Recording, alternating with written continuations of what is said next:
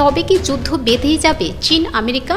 সম্প্রতি বিশ্বের শক্তিধর এই দুই দেশ যেভাবে শুল্ক নিয়ে পাল্টাপাল্টি হুমকি দিচ্ছে, তাতে মনে হচ্ছে তৃতীয় বিশ্বযুদ্ধই দেখবে পুরো বিশ্ব।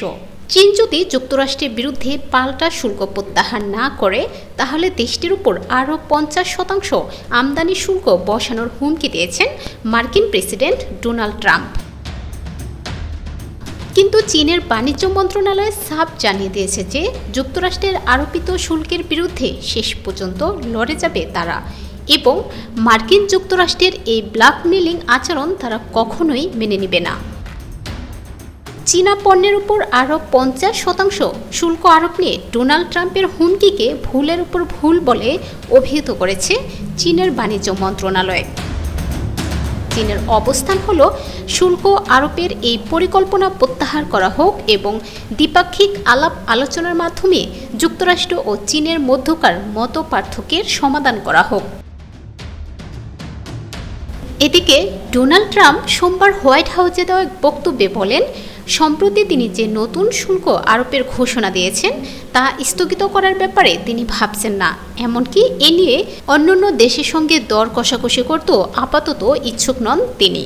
শুল্ক স্থগিতর সম্ভাব্যতার বিষয়ে ডোনাল্ড ট্রাম্প বলেন, আমরা সেটার কথা ভাবছি না।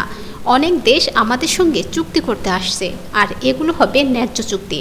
ট্রাম্প হুঁশিয়ারি দেন, যদি চীন মঙ্গলবারের মধ্যে তাদের পাল্টা শুল্ক প্রত্যাহার না করে, তাহলে তিনি চীনা পণ্যের উপর 50% অতিরিক্ত শুল্ক আরোপ করবেন।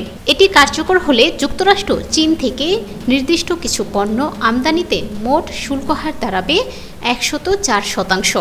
নিজের সামাজিক মাধ্যম ট্রুথ সোশ্যালে দেওয়া পোস্টে তিনি এই বাড়তি শুল্ক আরোপের ঘোষণা দেন।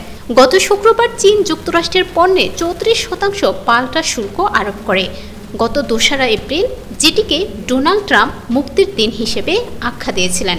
ট্রাম্প চীনের পণ্যের উপর 34% শুল্ক আরোপের ঘোষণা দেন। যুক্তরাষ্ট্রের প্রায় সব বাণিজ্যিক অংশীদারের উপর আরোপিত ন্যূনতম 10% শুল্কের অংশ হিসেবেই চীনের উপর তখন এই শুল্ক আরোপ করা হয়েছে। কিন্তু এর আগে গত মার্চেও চীনা পণ্যের উপর 20% শুল্ক আরোপ করা হয়েছিল। এখন যুক্তরাষ্ট্র যদি আবারও চীনের উপর এই 50% অতিরিক্ত শুল্ক আরোপ করে, তাহলে চীনা পণ্যের উপর আরোপিত এই মোট 104% শুল্ক চীন থেকে যুক্তরাষ্ট্রে পণ্য আমদানি করা মার্কিন কোম্পানিগুলোর জন্য এক বিশাল বোঝা হয়ে দাঁড়াবে।